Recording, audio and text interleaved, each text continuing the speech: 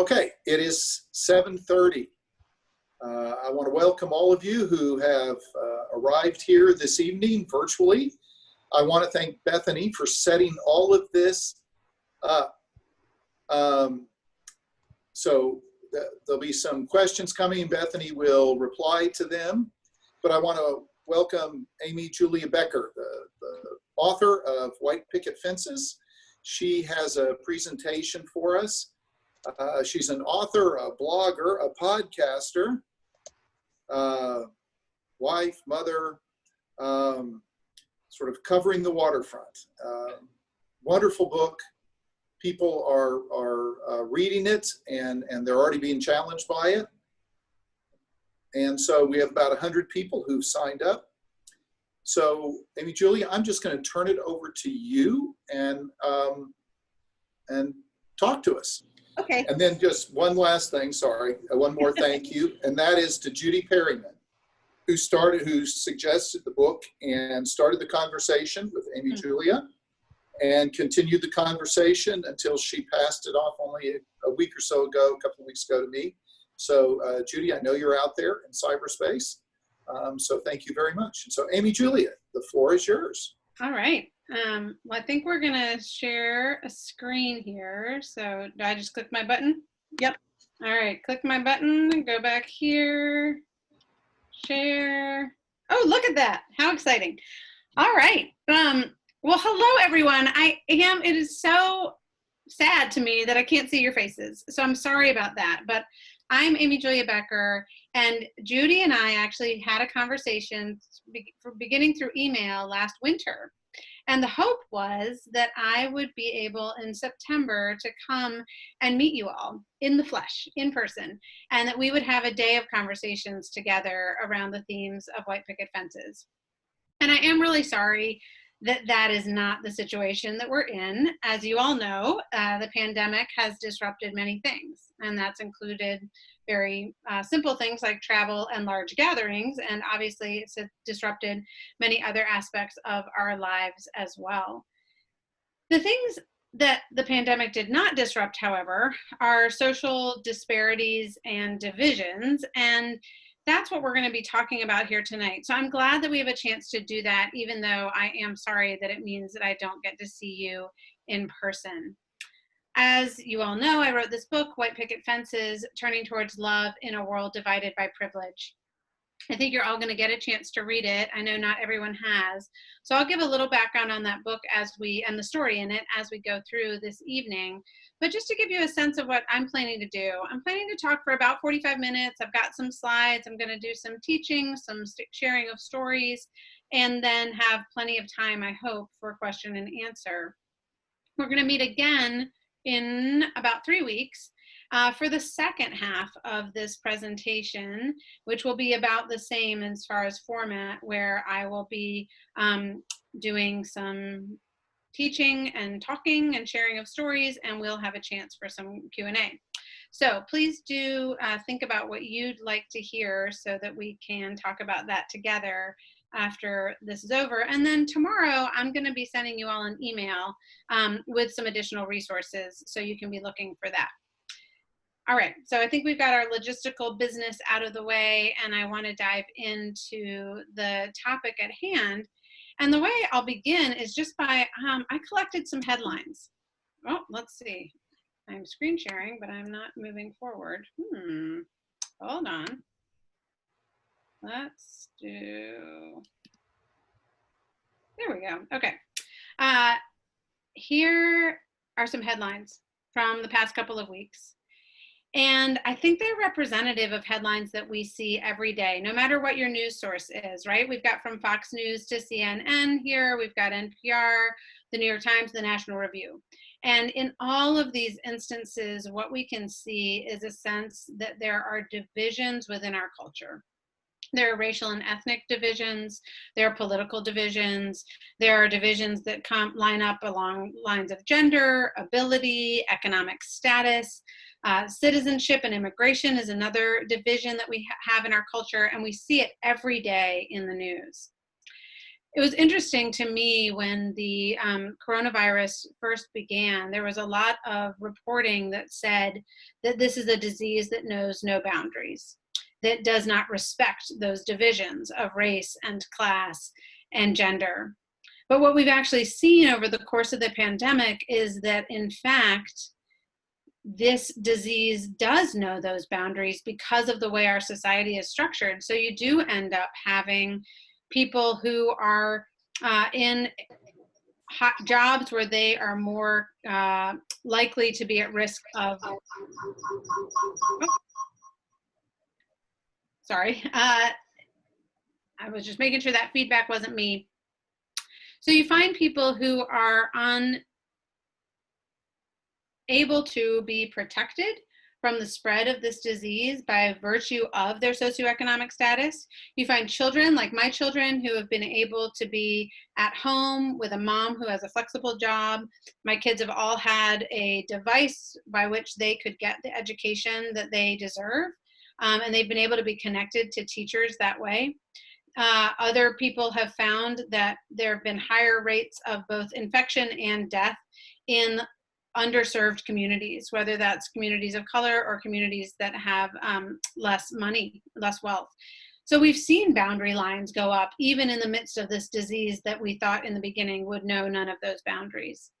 And then, as I'm sure you all are also aware, at the end of May, George Floyd was killed, a Black man who was killed, unarmed Black man, by a white police officer in Minneapolis, Minnesota. And over the course of the next 2 weeks, we saw something that actually was quite unusual and unprecedented. Not that there were demonstrations, but that there were demonstrations and protests against what had happened in the case of George Floyd, as well as other deaths of unarmed Black people. Those protests were across our nation, in small towns, in large cities, by the thousands. There were people who said, enough, we're not going to do this anymore. So the social divisions have been in our face, whether that's in the newspaper or in our daily experiences. And often when I look at this group of headlines, when I think about these topics, what comes up for me and what comes up, I think, for a lot of people are pretty negative emotions. We often, when we're talking about what divides us, feel shame, guilt, anger, fear, despair. And it's really easy in our culture to say, yeah, I don't want those things. I don't want shame or guilt or anger or fear or despair, so I'm going to go see what's up next on Netflix. I'm going to pull out my device. I'm going to pull out my glass of wine. I'm going to get away from all of this dissension and unrest. But the reason we're here tonight, and I hope and pray the reason you are here tonight, is because we want a way forward that brings healing, and that is not focused on shame or guilt or fear or anger or despair, but that is actually focused on moving us out of those places and into places of freedom, of hope, and of love. So that's why I'm here. That's why I've spent the past 2 years of my life traveling around the country and talking about what can be really controversial, painful issues, is because what I've also gotten to see has been love in action. I've gotten to see healing begin to happen. I've become born witness to relationships, to programs, to collaborations that are beautiful and life-giving and life-changing. And I believe that you all as a church community, in choosing to be here tonight, in choosing to form groups to talk about these issues, I hope what I say is important and helpful. But honestly, you all deciding that you're going to spend time together, thinking, talking, making yourself vulnerable, praying, being together, that's the most important thing. That's where real transformation for you and for your communities and for the wider society can happen. So tonight, I want to start just by giving you a little sense of my story. That's a picture from my wedding, which was 21 years ago. I was almost a child bride, not quite. But my husband and I met in high school. So we were high school sweethearts, and we got married right out of college. We got married in a big white church in Connecticut. We live in Connecticut still. And honestly, I had had a pretty idyllic life in lots of ways up until this point. I grew up in a happy household. I have 3 younger sisters. 2 of them are in this photo. I have married parents. Both my parents were college educated. I came from a family with many generations of education and also with enough economic stability that I knew that my education would be paid for. And that honestly, if I got in trouble financially, I had a safety net within my own family, not just a safety net from our government. And so there was a lot of safety and a lot of stability in my life. And I was able often to get what I wanted. I went to the college I wanted. I started out working in the job that I wanted. I married my high school sweetheart, which has worked out well. So I'm really grateful for that. And 5 years after we got married, I actually was in seminary at the time at Princeton Seminary. My husband was a teacher, and I got pregnant. Our daughter Penny was born in December of 2005. I'm going to show you a picture of her. So that's us in the hospital.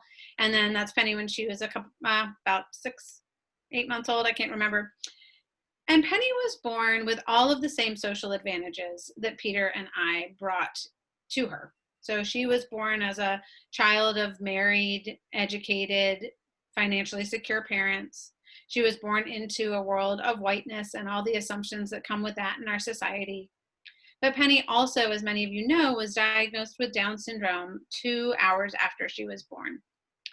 And what that meant is that she also had some pretty specific things that could be challenging for her: developmental delays, a list of potential health complications. And it also meant that her social position was different than ours. On the one hand, she was born into this world of what we often call privilege, and I'll talk in a minute about what I mean by that. But she also was born into a history of exclusion and discrimination. I'm not going to go into all the details of the ways in which people with disabilities in general and people with intellectual disabilities more specifically have experienced exclusion and discrimination. But I will say that in my parents' lifetime, if my mom had had a baby with a disability, that would have been right on the forefront of those babies being welcomed home rather than sent to institutions. If my mom had had a baby with a disability, that baby would not have been guaranteed a public education. So we've had a history of exclusion and discrimination that continues in our language and in many of our practices, especially in the workplace right now. And so when Penny was born, I started to think about social position and about this term, which again, I now call privilege. I didn't at the time. Started to think about those things more deeply, and not just in my head, but I started to think about them in my heart, because I wanted my child to be included. I wanted her to belong. I wanted her to have access to opportunities, and I wanted her to be welcomed by our society. And over time, I began to recognize that the marginalization, the exclusion, the discrimination she faced was actually, it paled in comparison to that other people faced for different reasons. And so I began to think about, what does it mean? What does it mean to live in a world with all of these divisions? And how can I respond? So tonight, what I want to talk about is privilege. And first I want to do a definition. So I want to talk about what privilege is not. And then I want to talk about how privilege harms everyone. So we're not just talking about people on the margins. We're talking about people who have been in the center of our society and the harm that these social divisions have caused in all of us. And then we're going to touch on tonight, and I'm kind of sorry, although I'm glad we have the time we have tonight and the time we'll have together in August, we don't have time to talk very much tonight about how we can participate in healing, even though that's the best part. So that will be our topic for a few minutes tonight, and then at much greater length when we talk again in August. So that's where we're headed. Again, I'll do some teaching. I'll also tell some stories, and I look forward to your questions. So what privilege is? Going back many, many years, privilege was a legal term. You can actually kind of see that if you look at the word itself. That L-E-G part comes from an old French word. And what it meant was certain rights in a society are legally granted to one group and not to another. In our social and cultural context, voting rights are a great example of a legal privilege. A legal privilege that is given to some people and not to another based on certain categories. So for example, you have to be 18. In some states, you need to have no felonies on your record. You need to be an American citizen. As most of you probably know, that the legal right or legal privilege of voting has not always been extended to that many people. So if you go back to the founding of our nation, the right to vote was granted to land-owning white men. So there you can do all of the thinking you need to do to figure out who was excluded from that privilege. So that's what the legal definition of the word privilege is, and that's where it came from. But in recent years, we've started using that word privilege to describe social divisions as well, social situations. And so a privilege that operates on a social level is not a legal privilege, it's a social privilege. And you might think about like a private club. A private club can give exclusive membership opportunities really to whomever they want, and usually they draw some boundary lines. The boundary lines might be financial, the boundary lines might be about gender. There are still all male clubs, there are all women clubs. They might be ethnic or racial, where they're all white. You might have clubs that are excluding or including people based on any number of criteria, and that would be an example of social privilege. I remember listening to a Black man who had gone to Princeton University, and he came back. I was a student there at the time, and he came back to speak, and he was talking about how he had gone to Princeton, and he got into law school, and he was the top of his class, and he got into a law firm. And then he started realizing that there were all these associates who were with him who were starting to be on the partner track, and they were kind of getting noticed more than he was, and he couldn't figure out why. And over time, he realized that they were getting invited to the clubs to play golf on the weekend, and he was not.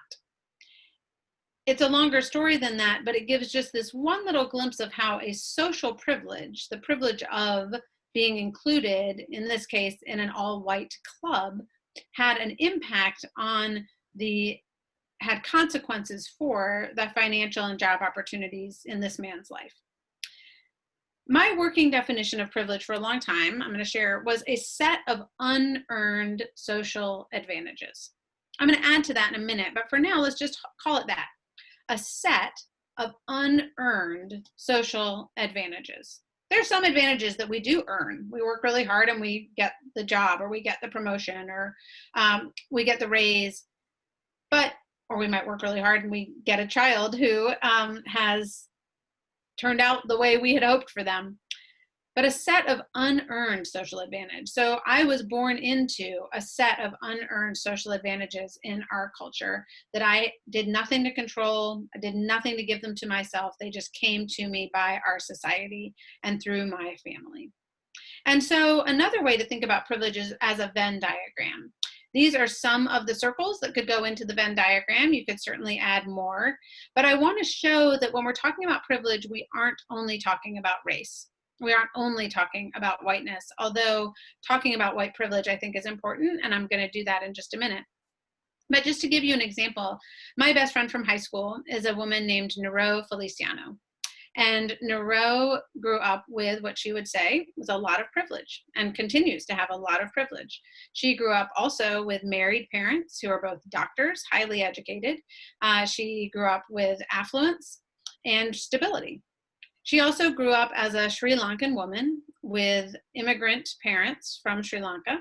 And so she had brown skin and curly black hair, and she was called names, and she was discriminated against in various overt and subtle ways throughout, especially her childhood and early adulthood. So on the one hand, she had a lot of privilege, and on the other hand, she did not have the privilege of whiteness. My daughter Penny would be an inverse example of someone who has the privilege that can come with whiteness and with affluence and with a stable family situation.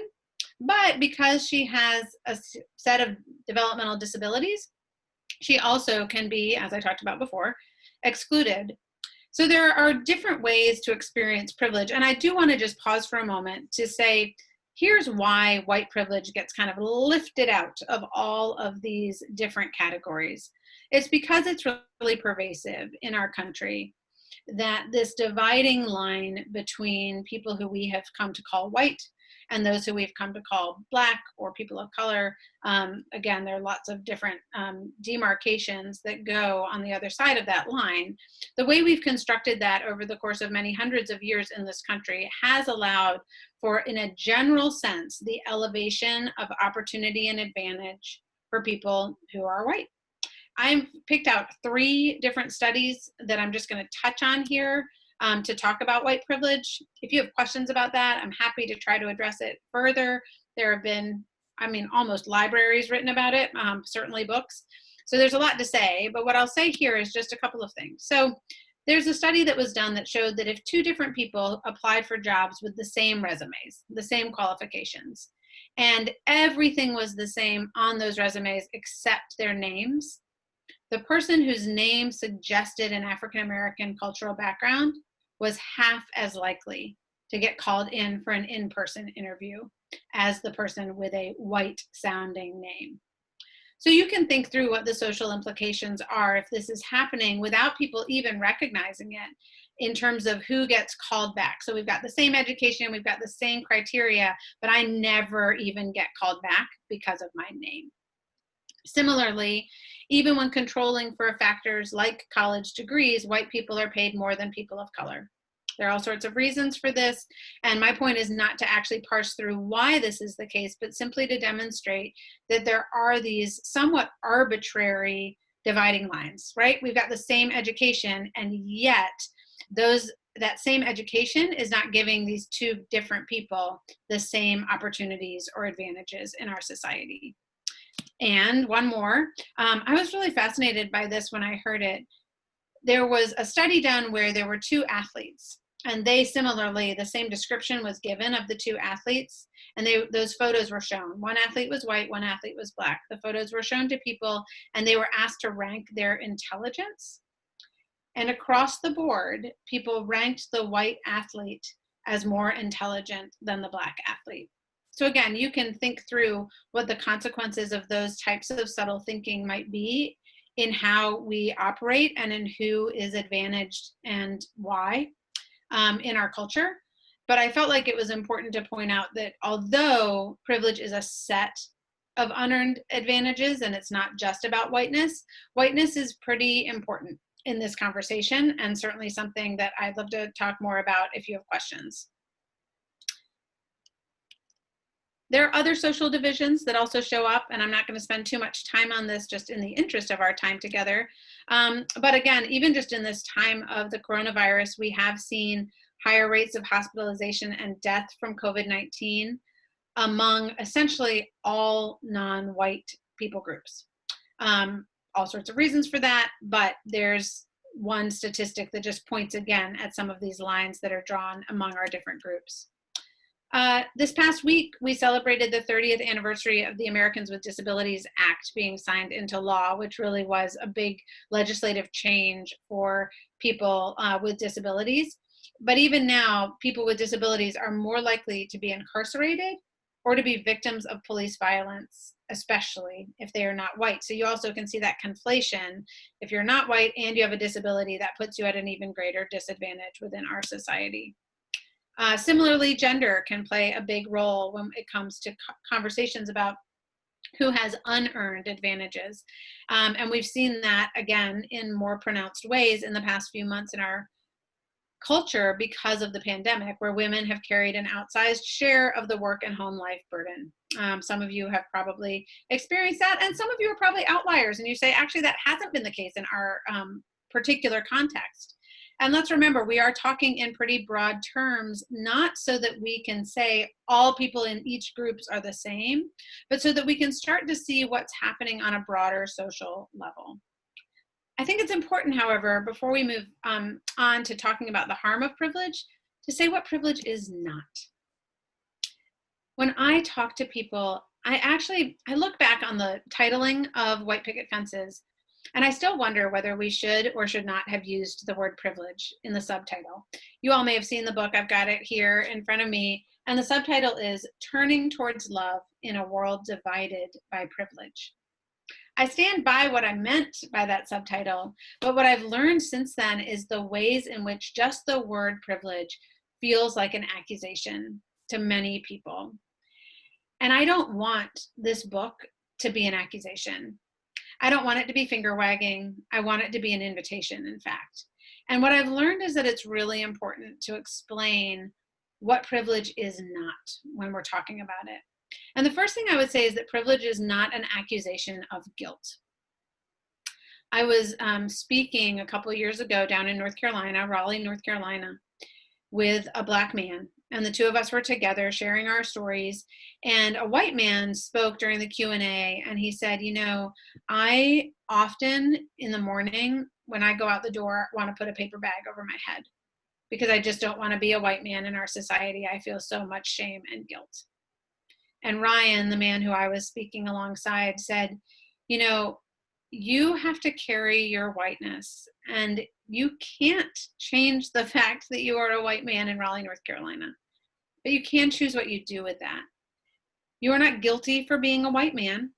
None of you who are listening are guilty for being whoever you are in those demographic ways, but you do have choices about what you do with who you are in our society. So it's not an accusation of guilt. The second thing it's not an accusation of not working hard. I think a lot of people hear the word privilege and think, but I've worked hard for everything I've gotten. And that's especially true in the workplace. I remember when Penny was a few months old, and I was taking a walk with her. It was springtime, so she must have been 5 or 6 months old. And she was looking at her hand. She held it up, and she was just looking at her own little fingers in the sunlight. And that was exciting because she, again, with developmental delays, it showed that she was developing, I guess. But it got me to thinking about watching her in physical therapy, which at that point in her life, she had about once a week. And watching her work really, really hard in physical therapy. Her little body was not going to learn how to roll over or how to crawl or walk or talk or feed herself with a spoon or sip through a straw or any number of other things without a lot of support and help. And she was going to work really hard. She still works really hard every day. And that hard work was not going to get her the same things that my hard work had gotten me, because we had been born with a different set of advantages. And for whatever reason, that moment of her in the stroller and the sunlight and the flowers starting to poke their heads up through the springtime stuck in my memory, because it was such a clarifying moment for me to recognize, yeah, I've worked really hard. And so have lots of other people. And my hard work is not all, it's not even the major part of the explanation of why I've had the advantages that I've had in my life. So on the one hand, privilege is not an accusation that you haven't worked hard, but it is trying to state the reality that working hard is not all it takes in order to be able to have advantages, social advantages in our culture. The final thing I'll say about what privilege is not is that it is not an accusation that you've had an easy life. Right after White Picket Fences came out, a friend of mine read it, and she wrote me an email and she said, you know, Amy Julia, I have always bristled at the word privileged because I grew up white and I grew up with wealth and I never felt privileged because my family was such a mess. Did not feel like a privilege to live in my house. My parents got divorced. My dad was an alcoholic. My sister went away to a rehab center. It was awful, and I wanted to get out. It did not feel like a privilege to live in my house. And yet I've started to see the way that being privileged and feeling privileged are not the same. So plenty of people with what we would call privilege based on this definition nevertheless have hard stuff that they have to deal with every single day. Lots of us have hard lives. It's just that the privilege that you hold is not what is making it hard. Well, we'll talk about that a little bit more later. But there's a difference between being privileged and feeling privileged. So I'm going to add to my definition before we move on and say that privilege is not just a set of unearned social advantages, but in terms of what happens in our society is that when you have those unearned social advantages, they lead to unjust social divisions. They lead to some people having opportunities and advantages that others do not, and that others are excluded from. And that's really why we're here, is to talk about what happens when we have these major social divisions and how can we respond to them as individuals. So how do social divisions affect society? That's the next thing I want to just touch on for a minute. And the first, I think, is probably fairly obvious, that social divisions harm people who are excluded from opportunity.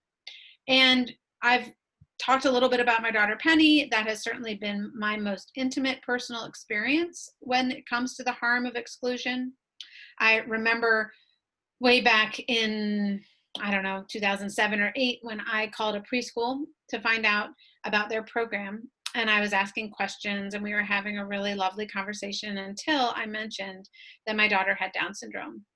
And the voice on the other end of the phone became tight and strained. And I heard it all change as this woman said, "We would not be able to accommodate your daughter here."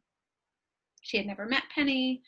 She had never evaluated her. She had not asked me any questions about her abilities. She just heard that she had Down syndrome and said we could not have her here. There's harm psychologically in exclusion, but there's also financial harm. There's physical harm that comes. Again, we've seen a lot of this in the time of COVID. There's emotional harm. And I'm not going to spend too much time trying to draw that out, because I think even just the headlines that I showed early on bear that out. But there's also harm that comes that is more subtle and more insidious, and actually comes to those who are at the center of this story that I'm telling about privilege, people like me. There's the harm of participating in injustice. You're seeing here some photographs of me when I was a little girl. Over on the left of your screen, that's me with the hoe or the rake or whatever I'm holding. And then me as I'm kind of growing up. I lived in a little town called Edenton, North Carolina, a 5,000 person town on the shoreline, or near the shoreline, the coast of North Carolina. And I grew up in that town and I loved it. I loved the people you're seeing here who name in the book Caroline and Samuel. And I loved the people in my neighborhood, and I loved my school, and I loved my teachers, and I loved my church. I looked back as an adult at that experience, and I saw that I had gone to an all-white school, and I'd gone to an all-white church. And later on in my life, my dad got a phone call from Caroline, who you see there with my sister on her lap and me next to her, sitting next to her. Caroline called my dad, and she said, "Mr. Truesdell, I'm wondering if you might be willing to send me some money, because I'd like to buy a pair of glasses." And he said, "Of course, I'd be happy to do that, but why?" And she said, "You know, I'm retired now, and I'd like to learn how to read." When I first heard that story from my dad, I loved it. I heard it through the eyes of love for Caroline and her tenacity and perseverance. I heard it through the eyes of love for my dad and his relationship with her and his willingness to be generous and to care for her. I heard it through the love of my town and wanting my town to just be a beautiful place where these types of lovely exchanges could happen. And then I asked my dad why Caroline had never learned how to read, and he told me that she had said that when she was 6 years old, her mother had decided to pull her out of school because she didn't think it was safe. These were segregated schools in North Carolina in the 1930s. I don't know what happened. But I know that she was denied the right to an education that she had. And that led to a series of events in her life that were keeping her in near poverty, and cutting her off from access to the education that she really wanted. And all of that was happening while I was being cared for by her, and most days after school, curled up in a chair with a book. And so a story that had started out as beautiful became devastating to me. And to recognize the ways in which I had participated in the injustice of people I loved was incredibly disorienting, and in fact is a lot of what White Picket Fences is about. I realized later that it wasn't just in this pretty obvious way of growing up in a functionally segregated town in the South that I had participated in injustice. I moved to Connecticut when I was 10, and I've spent the rest of my life, more or less, had a few years in Virginia, but I've more or less spent the rest of my life in New Jersey and Connecticut. But recognizing the ways in which up north, zoning laws and restrictions, bank loans, all sorts of different lines have also been drawn that have advantaged me and people like me and disadvantaged others, and that I've participated in those systems for most of my life. That's another harm of social division, is that we are, without even knowing it, often participating in injustice. The last thing I'll mention here is that there are what are often considered the benefits of privilege can be harmful. I'm just show some statistics. There also are some books that are written about the price of privilege. That's an old book by Madeline Levine. There's a more recent book called The Meritocracy Trap by Daniel Markovits. And really what they're demonstrating is all is not well in the midst of these people who we call privileged. And that's really this confluence of typically whiteness, education, and wealth. And what we see in many of these communities is high rates of alcohol abuse, high rates of substance abuse among both adults and younger kids, as well as clinical depression that is tripled out of the norm, affluent youth and adults who demonstrate high rates of anxiety and depression overall. I write about this in White Picket Fences in chapter 7 in particular, in a chapter called Insidious Irony, and the ways in which being a person of privilege actually can cut you off from other people and give you the time and money to really concentrate on your own anxieties and concerns rather than pushing you out into loving relationships in the world. When our daughter Penny first came into our family, that's a photo from about a year ago in the summertime. I've got 2 other children I should mention. One is named William, and then Marilee is our younger daughter. When Penny first came into our family, I was definitely aware of the harm of exclusion, that first harm that I mentioned. And I wanted, as any mama bear would do, to just advocate for my daughter. And I wanted to knock down the walls and to bring her in to where I was. I wanted to make it possible for her to have a life like mine. And over time, I think I was really thinking about that for all vulnerable kids. I wanted them to be able to have a life like mine. But then I began to realize, as I got to know not just Penny, but other people with intellectual disabilities, other people who were on the margins of our society, I began to recognize that I also lived within a culture that had distorted values. And I really began to question them. I have given talks that have lasted an hour just on this one slide that I'm about to show you. So again, feel free to ask questions. I'm not going to spend too much time on it, but I do write about it some more in White Picket Fences. But I just want to say I realized and began to recognize that my homogenous culture of whiteness and wealth and education brought with it cultural values that were really insidious and destructive. So it was a culture that valued productivity over people, the intellect over love, the individual over the community, competition over compassion, invincibility over vulnerability, isolated achievement over mutual giving and receiving, and control over love.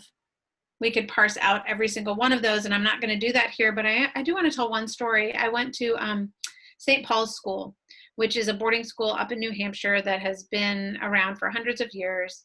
And I was speaking in chapel, and I had been asked to speak about love and to speak about our daughter Penny. And so I told the story of learning and recognizing through my daughter that for most of my life, even as a Christian, I had believed that what I did, what I accomplished and what I achieved determined whether or not I was lovable. What I did determined who I was.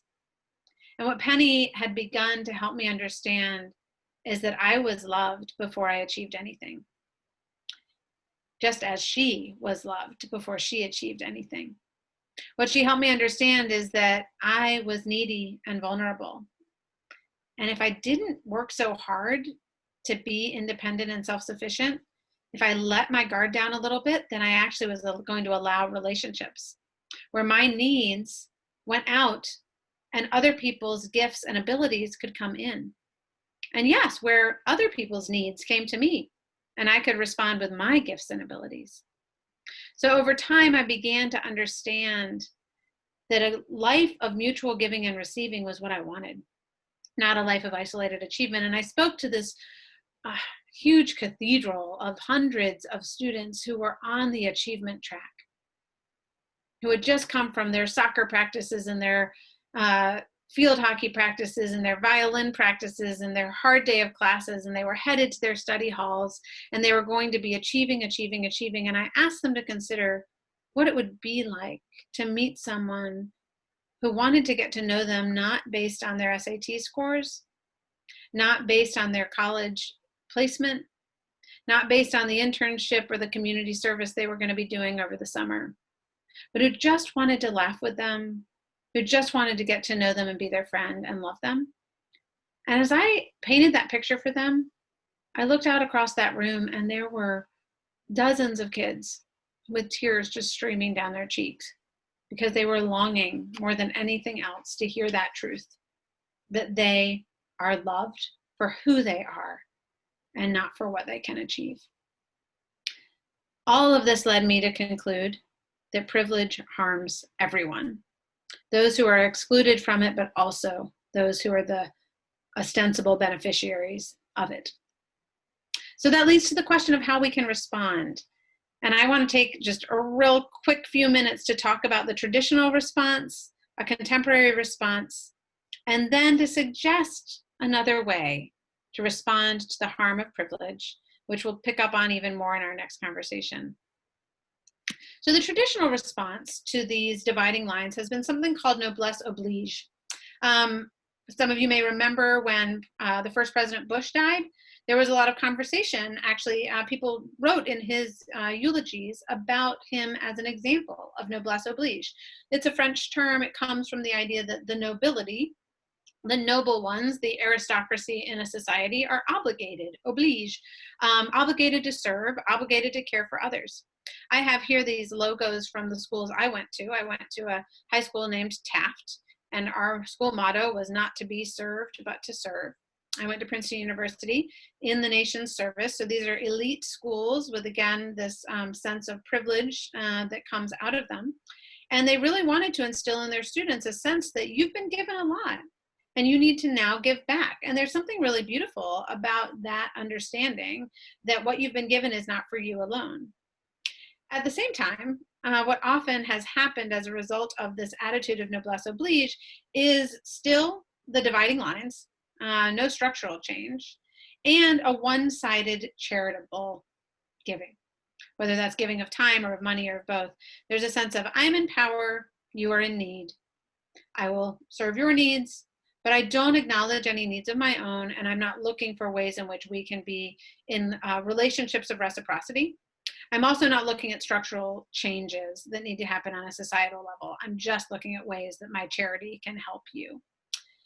Again, there are lots of examples of why this has been a problem. This is not usually what people are talking about anymore, but has been a more traditional understanding of how to try to address the harm of privilege. The next, well, and then I will say, I was talking with some friends a couple years ago, and one of them said, what happened to Noblesse Oblige? I feel like now we just have noblesse shame. And he was a white man, more or less describing that other white man who wanted to put the paper bag over his head and just like not deal with it at all. Okay, if I'm not allowed to give back, then what am I supposed to do? A more contemporary response to this problem or harm of privilege, I would say, has been activism. Some of you are probably familiar with these books. They've been on the New York Times bestseller list. I think if they're still there, they've been there since the week after George Floyd's death. White Fragility, How to Be an Anti-Racist. There are many others that are also talking about this idea of anti-racism, of active engagement with tearing down structures that privilege white people and not others. And again, just as with Noblesse Oblige, there's some real good, I think, that is being done in this activism. We're seeing addressing systemic injustice, this idea that there are layers and systems and structures in place, and this isn't just about individuals being overtly harmful or racist or biased against one another. This is also a problematic response, in part because activism doesn't necessarily work in the incremental and slow ways that change often have to happen on a legal level, but also because there can be a totalizing understanding of you're either for us or you're against us. There's an us versus them. There can be a lack of grace. There can be essentially a perfectionism that comes with being an activist. So again, I'm really, really grateful for the work of the people who have written these books and who are doing, starting these conversations, who are doing the work of saying, what would it mean to reform the police? What would it mean for us to think differently about how our legal system operates or our educational system operates? I'm really grateful for those people. But the danger of this activism can be another form of tribalism, another form of power in which power just gets inverted and the problems are not actually solved or healed.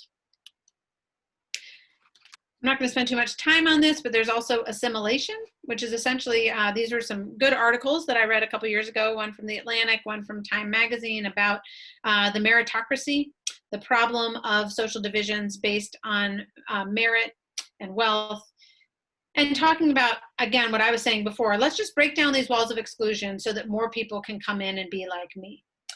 They recommend some policy solutions. And again, I think there are policies that we do need to be advocating for in order to get more structural equality in our systems. There's truth in all of these responses, in Noblesse Oblige, in activism, even in assimilation or in policy work that will change things.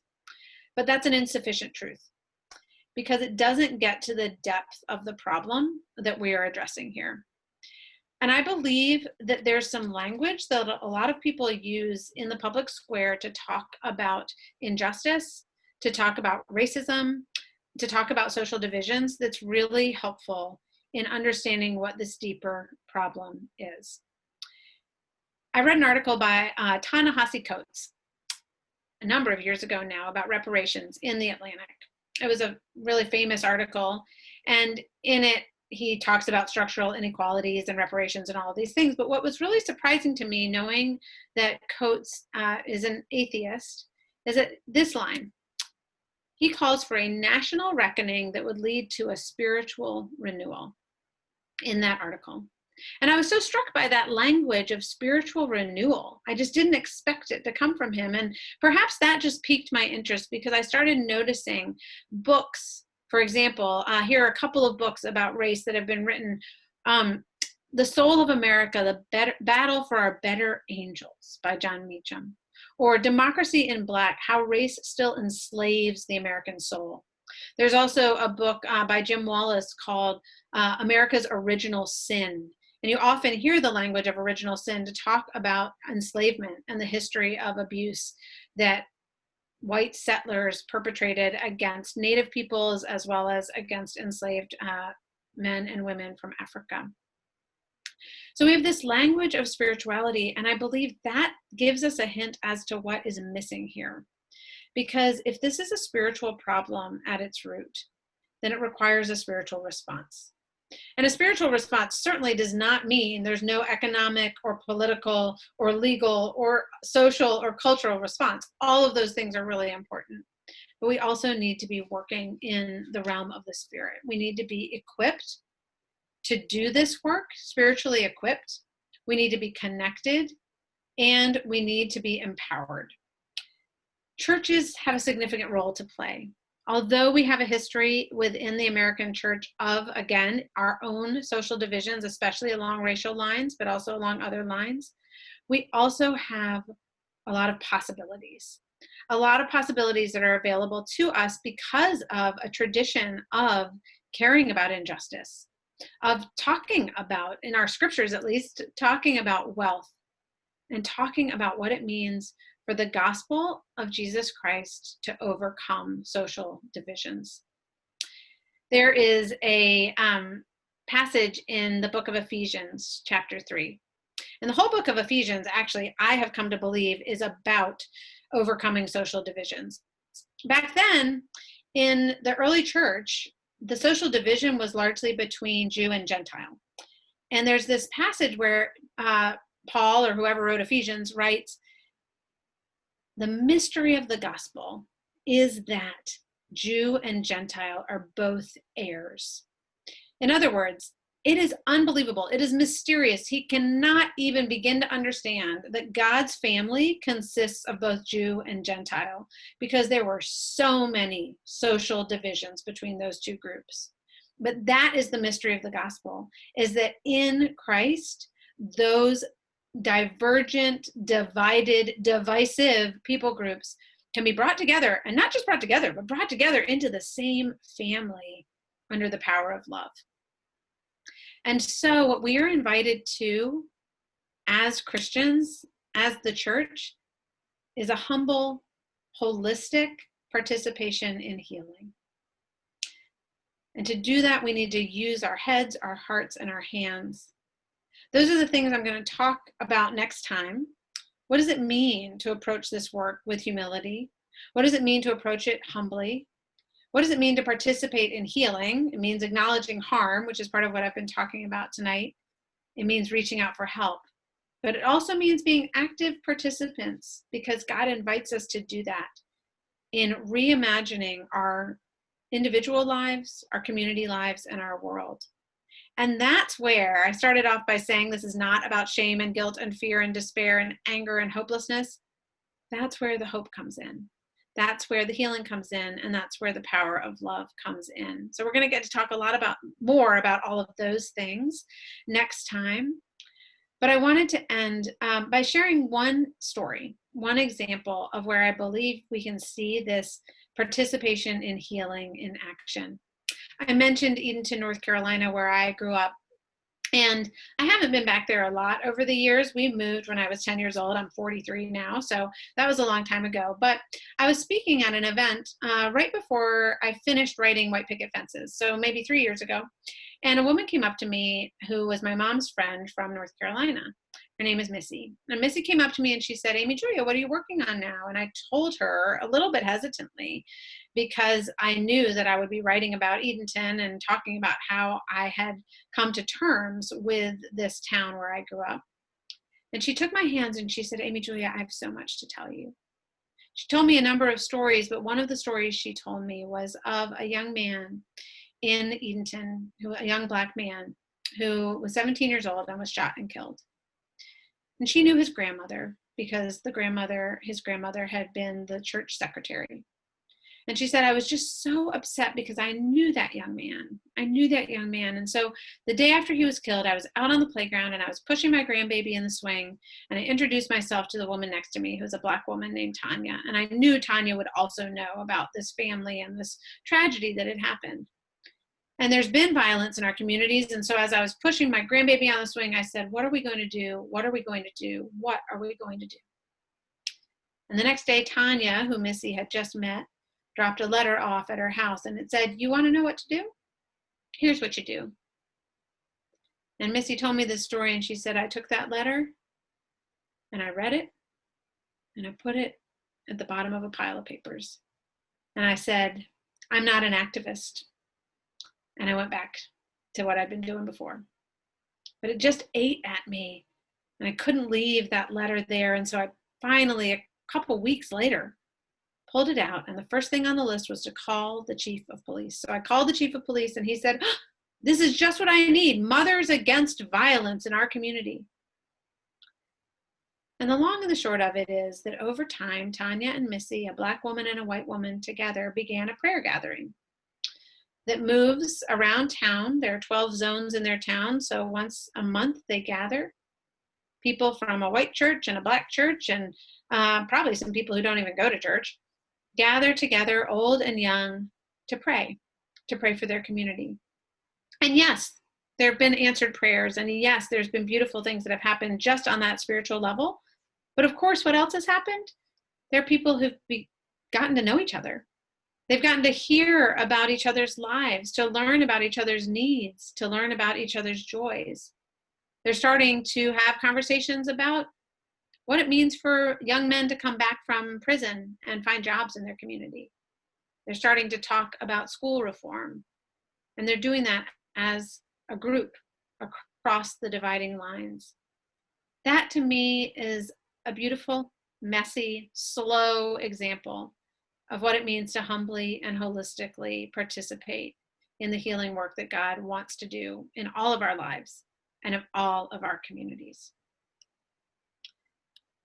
So I'm going to end there for now. I'll give you a minute to just start thinking about questions. I think we have about a half an hour left together. I would love to hear from you. And I will just mention what's up here on this screen. Later this week, probably tomorrow, I will send this Head, Heart, Hands action guide. It's a free PDF. It also comes in an audiobook form. I'll send that to you if you're interested in it. I'm going to be speaking kind of from it and about it in the next time that we meet. I'm also going to mention that I have a podcast that is actually going through White Picket Fences chapter by chapter by having conversations with people on the themes of each chapter. So if you've read the book, you'll know that Patricia Raybon wrote the introduction, the foreword to the book, as well as that she comes up as almost a character in it. We've had a conversation that came out actually today about church history with a church historian named Jamar Tisby. So there's lots of resources that I do just want to point out, and I look forward to engaging with you all, whether it's right now or offline, about all of these things. So I'm going to stop sharing my screen and open it up, Bethany, to whatever might come. Yeah. So I got a couple questions already on here. The first one at the top is asking, how do Caucasian people and people of color together have frank, open conversations about racism and privilege in a way that Caucasians don't feel as though they're being attacked and guilted, while also having those hard questions without sugarcoating them? Great question. There's a lot in there. So I think there are a couple of different ways to answer. And of course, this is going to depend upon the context of who is talking.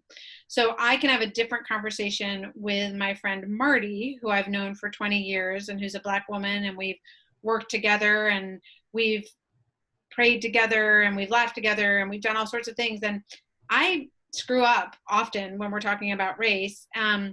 And she can tell me that, and I know that she still loves me. She's really gracious to me. And so it doesn't end up feeling like really defensive and angsty, even though it's uncomfortable. That's different than when I'm in a conversation with someone who I might not have that same context with. It's also obviously a different thing when we're talking in groups. There's often a power dynamic at work in a group setting. And so I think it's really important to be mindful of all of those things. The second thing I'll say is that whenever I feel defensive or guilty, the first thing I want to do is say, why am I feeling this way? And not be satisfied with the answer because you made me feel this way, right? Like, what is this bringing up in me that I need to address? Because I can be accused of things. I mean, if someone were to come in and be like, accuse me of something that I didn't do and that was not even remotely in the realm of possibility, I would just be like, no, I didn't do that. I did not steal your towel. Like, I didn't do it. And I wouldn't feel defensive about it because it was so clearly had nothing to do with me.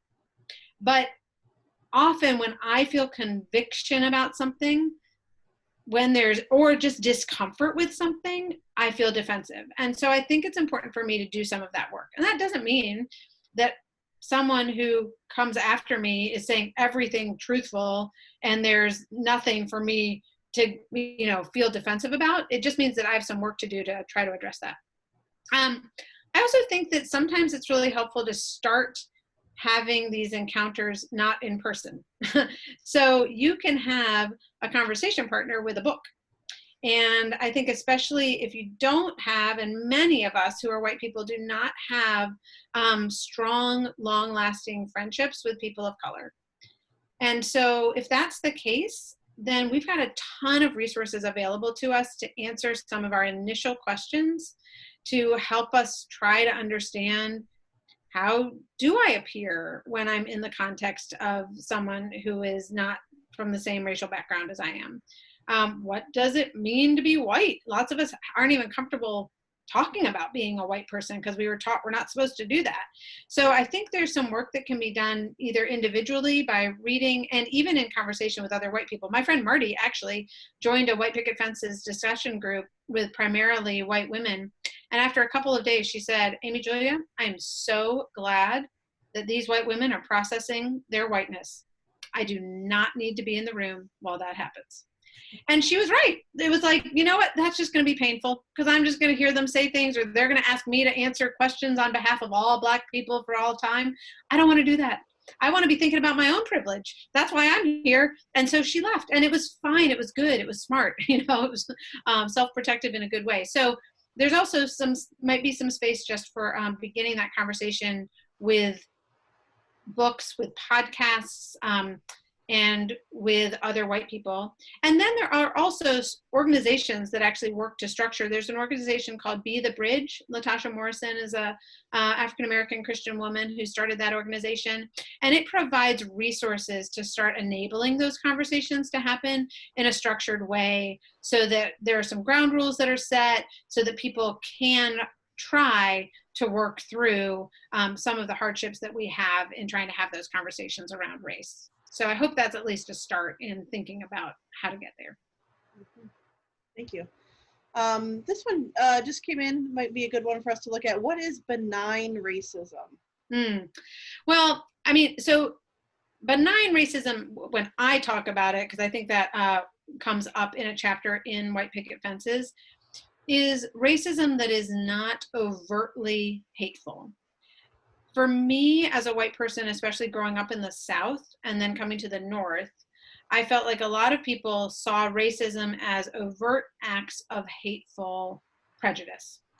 So the Ku Klux Klan is a very easy example, right? Burning a cross or saying something hateful towards a person based on their racial group. That is hateful racism, right? Benign racism, which is not actually benign because it certainly harms everyone involved, but it can look, it's the same, it's in the chapter called Banal Evil. So that sense of we hardly even see it because it doesn't look overtly hateful.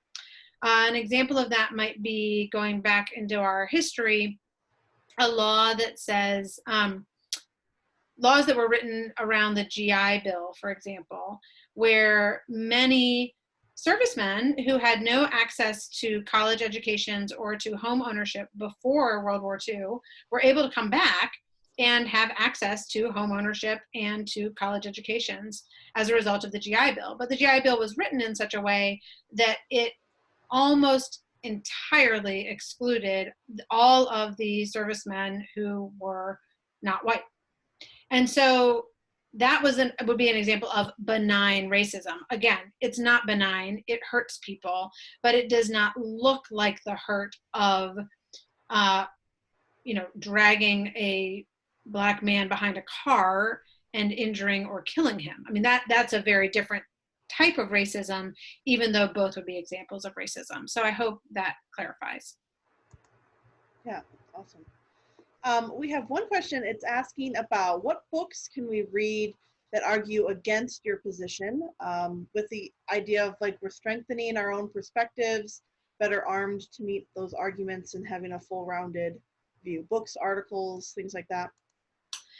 Yeah, that's a great question. Okay, so arguing again, it kind of depends on which part of my position you'd like to read, the opposing argument, because I am someone who is opposed on both the left and the right. And so there are books that are opposed to each other that are also opposed to what I'm saying here. So I think actually someone like Ibram Kendi, How to Be an Anti-Racist, which is a book I would recommend, even though I have differences in thinking I don't think the root of our problems are economic and political, although I think we need to address the economic and political. So that type of book might be a good one. But then there's also, on the more conservative side of things, I'm trying to think of a good book. there are people who really believe that the idea of systemic racism, of racism that is happening on a cultural and social level, as opposed to just on an individual level, who really think that's just not true. I've actually been recently listening to some Black intellectuals who tend to be on that side. John McWhorter is one, and Glenn Lowry is another, for the same reason, just trying to understand arguments against what I am saying. I still disagree with them. And then there certainly are a lot of pundits that you can find who would disagree. Tucker Carlson comes to mind as someone who I think we would disagree about the idea of structural racism, and even about kind of disability rights and some of these other issues as well. But I do think exploring multiple viewpoints is important. I have the Wall Street Journal app and the New York Times app on my phone. I mean, I try to do some work. I read the New Yorker and I read a conservative Catholic magazine called First Things. Like I try to have a breadth of viewpoints that are coming into my brain, and often find great truth and insight as a result of that. So I really do encourage thinking about why would people disagree and how can we engage those arguments too. Yeah. And here's a question. There is a tendency nowadays to group or stereotype people, which can tend to divide us. Shouldn't we as Christians view each other as God's children and as individuals and not by our appearance? So yes and no. There's some great truth in that question. And I think one of the things that I really, actually, and this is an area where some people would disagree with me, I think it's really important to understand our common humanity before God and our common identity as the beloved of God. I think that is the core to who any of us are as individuals, and certainly to who any of us are as groups.